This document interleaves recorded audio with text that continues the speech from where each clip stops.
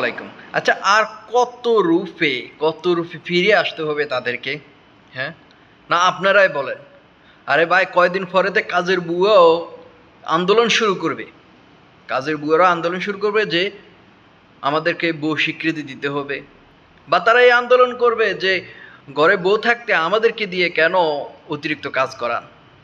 সমান অধিকার। আপনার বউ যেরকম কাজ করবে আমিও ওইরকম কাজ করবে।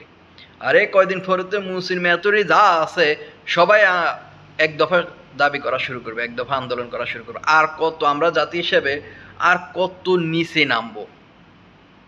গতকালকে আনসারে তাদের যেই ন্যায্য দাবি তা ঠিক আছে, সঠিক, ন্যায্য, তাদের কথা সব কিছু মানে নিছে সরকারে, কিন্তু কি করলো? সচিবালয় গিরা দিল। পাইছে? পাইছে তো শিক্ষা। এই যে নিজের পায়ে নিজে, ওই যে বলে যে কুড়াল মারা, ওই রকম আর কি।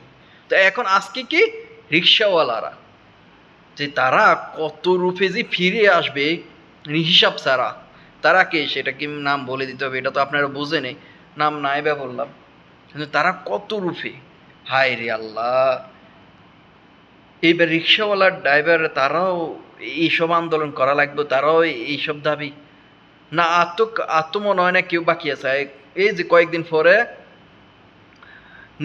নিম্ন ব্যক্তি যারা আছে সবাই এক দফা। এতদিন আপনারা কোথায় ছিলেন রে ভাই?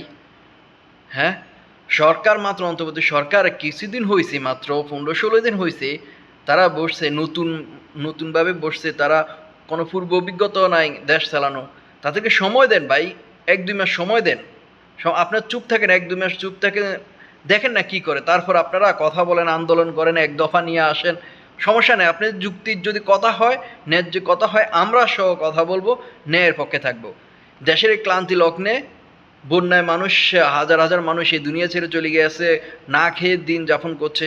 সেদিকে আপনাদের খেয়াল নাই, সবাই ওইদিকে খেয়াল নজর দিছে। আপনারা এখান দিয়ে ঢাকা শহরে আন্দোলন করতেছেন, এক দফা দাবি করতেছেন। হ্যাঁ, আমরা তো এখন ভেবে নিতেছি আপনারা সাধারণ মানুষ নয়, বাংলাদেশের জনগণ সাথে নয়, আপনারা দূষর, আপনার পেশিবাদ স্বৈরাচার সরকারের অনুসারী আমরা চিহ্নিত করে ফেলতেছি। আপনারা ওদের রূপই আপনারা ফিরে আসতেছেন।